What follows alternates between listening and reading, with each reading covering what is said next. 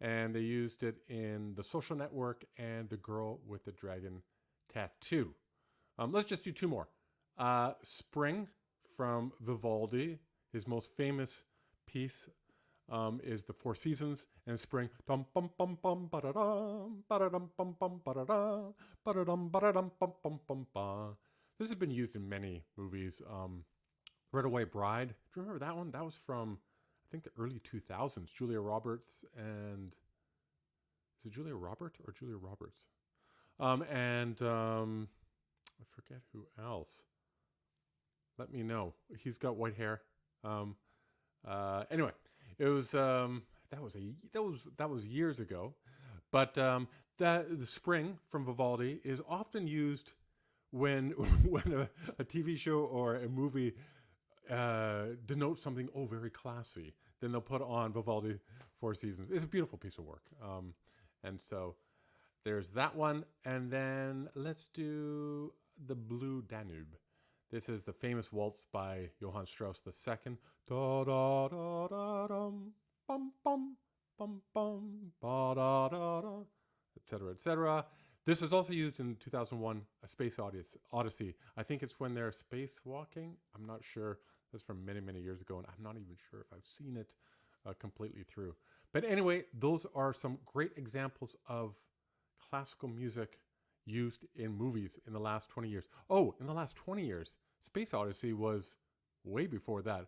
I'm sorry, Robert. I have gone over my time limitation there in terms of years, but hopefully you don't mind that.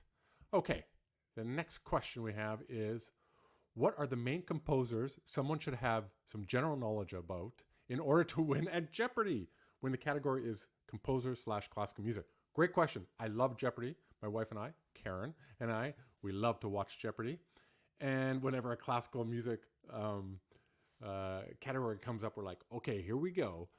And some great composers or some composers that one should know just for Jeopardy. You gotta know the big ones. So from the Baroque era, this is around from 1680, 1670 to 1750. We've got Johann Sebastian Bach, big one. I'll be Bach. And Vivaldi, we just sang Four Seasons. Those two are major ones from the Baroque era. Then from the classical period, we've got Joseph Haydn. Haydn is called Papa Haydn. He was the kind of the start of the string quartet and the symphony in certain ways. And then Mozart. Mozart is one of the most famous classical composers. So you can't forget him. Then we've got Beethoven. Beethoven came after them. He transitioned between the classical and the Romantic era. Wagner was a big influence on classical music. Debussy, the French composer.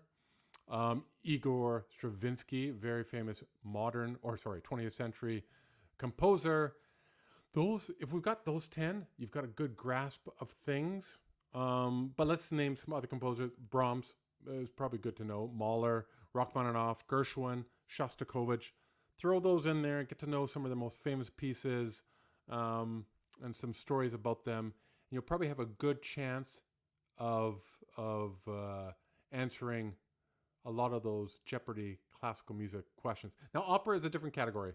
Those are often in a separate category. You should brush up on those. But hopefully that will win you some answers. And that was from Joshua, also on the East Coast. So thank you, everyone, for those questions. And if you want to know more and get some more insider tips and just have a lot of fun, the Joy of Classical Music, please join the Joy of Classical Music Facebook group.